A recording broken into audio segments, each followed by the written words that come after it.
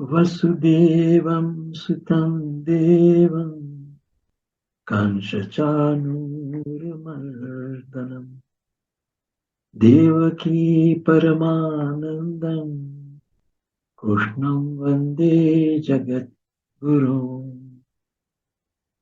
Om Shri Paramatmane Namaha.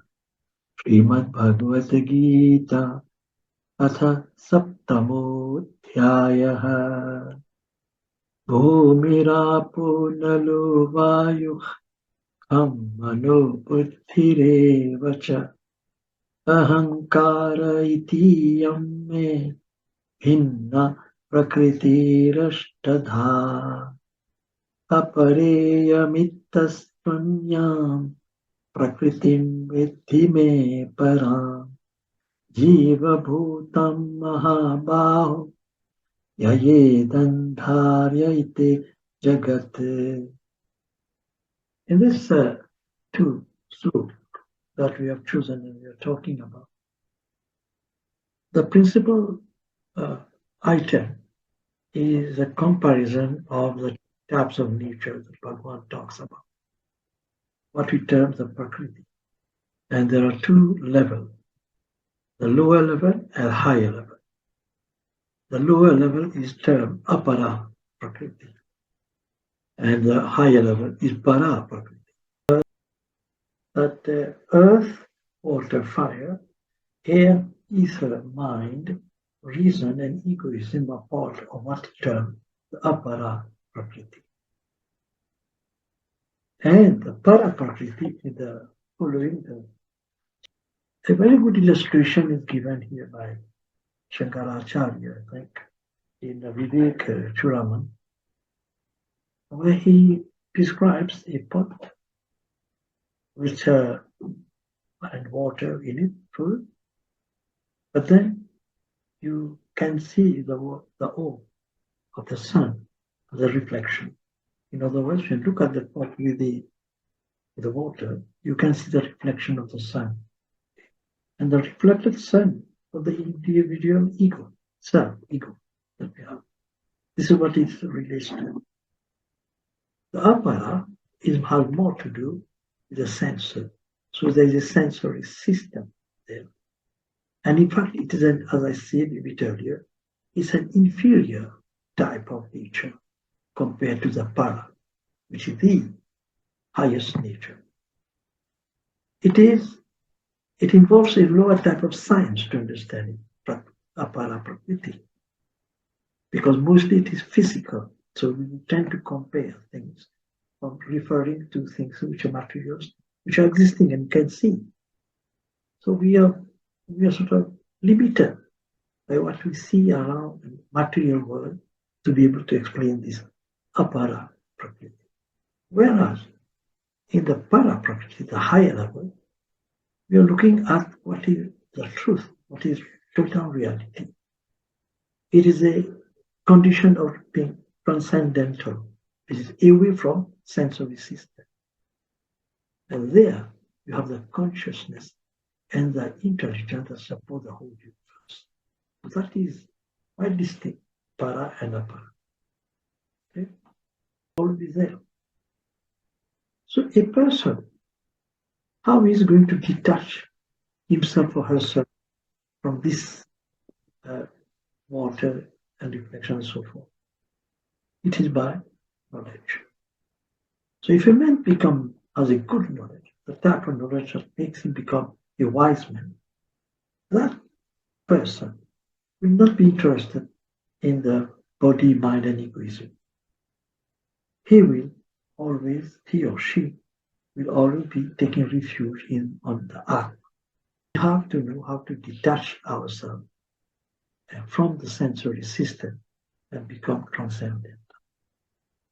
This is essentially what is being briefly described in the two slokas that we just mentioned, 4 and 5. About Aparashakti, Parashakti. Aparashakti is what is material energy, and material energy cannot move, cannot manifest itself without the energetic, just like body cannot move without Atma. Atma is manifesting itself in body. If Atma is not in the body will not move. It will not be alive. So, but there is an aspect of being detached from material energy. And this is where Shankaracharya has said, Aham Brahmasmi, I am spirit soul, I belong to God, I am of God. And so this type of this way of thinking, this way of behaving will help us to be detached always with our material environment. Wherever we are, whatever we do it happily, but we remain always detached, but attached to the Lord, because here our attachment is still is always there, but we dovetail our attachment to towards God. Mai asakta manaha. We attach yourself with me. So let us attach ourselves with God. And we are Parashakti. We are manifesting in Aparashakti through the five senses. So always saying that Aham Brahmasmi, I am of God. I belong to God. I am fragment of God. And that is it. Thank you. Thank you. Jai Shri Krishna. I will just tell the introduction. That is the five elements we have spoken in this chapter, that are being 8 elements rather. I mean, there is a difference between the concept of element. An element is defined in one way by the modern science, and quite in another way by the Indian system of philosophy.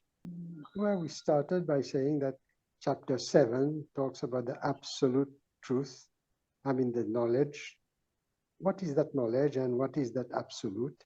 And then we dwelled on Prakriti, the energies, the superior energies and the inferior energies, and how they are constituted from Mahatattva to Garbhodakshaya Vishnu and Shirodakshaya Vishnu, because creation is one thing, the manifestation, but manifestation without consciousness is nothing.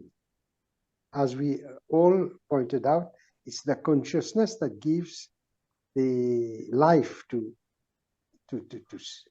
everything. So that way, we have to, when we learn, I think it's very important that we experience it. Enjoy and experience it at the same time. And that gives us the rus of it, that we enjoy it. Jai Shri Krishna. What is material energy? Material energy cannot move, cannot be exploited without the energetic.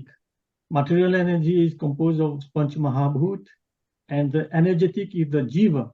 The Jiva, which is manifesting in different bodies, in everywhere it is everywhere in the universe, not only on Earth, it's everywhere in the universe. And